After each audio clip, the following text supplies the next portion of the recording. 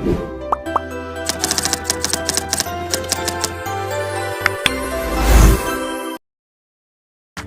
sini saya akan menjelaskan tentang apa sih motivasi belajar itu.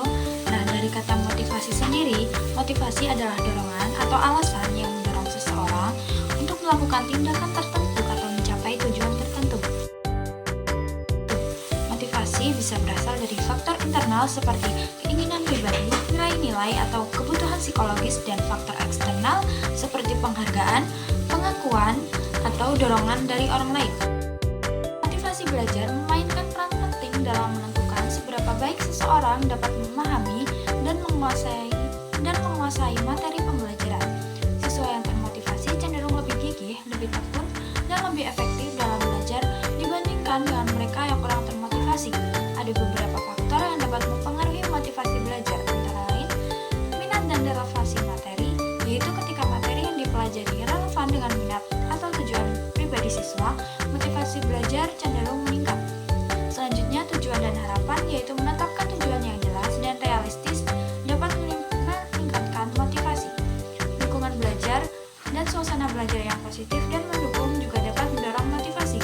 Pengakuan serta penghargaan, tentunya juga penghargaan dari guru, orang tua, dan teman sebaya bisa menjadi faktor motivasi ekstrinsik yang kuat.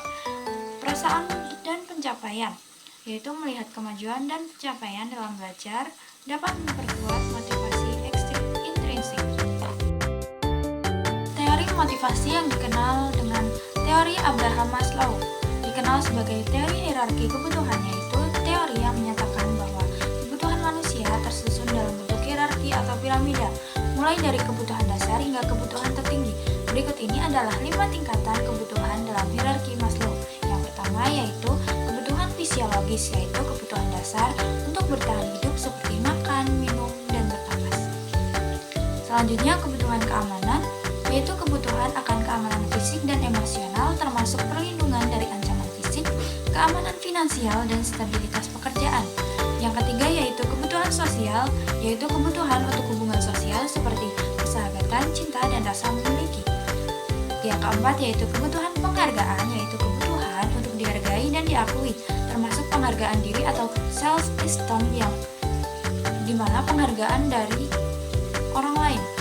Yang kelima yaitu kebutuhan aktualisasi diri, yaitu kebutuhan untuk mencapai potensi penuh dan pengembangan diri seperti pencapaian pribadi, kreativitas, dan realisasi tujuan hidup. Menurut Maslow sendiri, seseorang harus memenuhi kebutuhan di tingkat yang lebih rendah sebelum dapat memotivasi diri untuk memenuhi kebutuhan di tingkat yang lebih tinggi. Hierarki ini menggambarkan bahwa setelah kebutuhan dasar seseorang terpenuhi, mereka akan mencari pemenuhan kebutuhan yang lebih tinggi dalam rangka mencapai aktualisasi diri.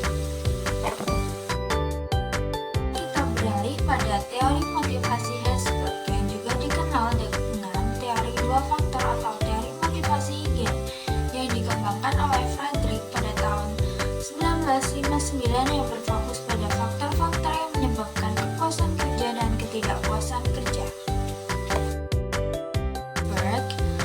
Yang pertama terdiri dari faktor motivator yang merupakan faktor-faktor yang berhubungan dengan pekerjaan itu sendiri dan dapat meningkatkan kepuasan kerja dan motivasi karyawan. Mereka meliputi prestasi, yaitu perasaan berhasil dalam mencapai tujuan atau menyelesaikan tugas, kemudian pengakuan berupa penerimaan dan penghargaan atas kontribusi dan kerja kerasnya.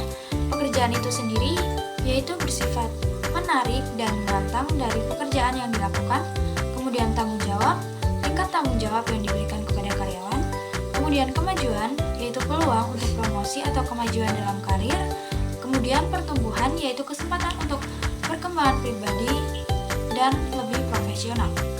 Kemudian ada faktor Higgin yang merupakan faktor-faktor yang berhubungan dengan konteks atau lingkungan kerja dan dapat mencegah ketidakpuasan kerja, namun mereka secara tidak signifikan meningkatkan kepuasan kerja atau motivasi. Mereka meliputi kebijakan dan administrasi perusahaan, kebijakan dan peraturan perusahaan yang adil dan jelas, kemudian supervisi, yaitu kualitas supervisi dan dukungan dari atasan, hubungan antar pribadi, yaitu hubungan dengan rekan kerja, atasan dan bawahan, kemudian kondisi kerja, yaitu lingkungan fisik dan kondisi kerja yang aman dan nyaman, kemudian gaji dan keamanan pekerjaan, Dan menurut Hesberg, untuk meningkatkan kepuasan kerja dan motivasi, organisasi harus fokus pada peningkatan faktor motivator.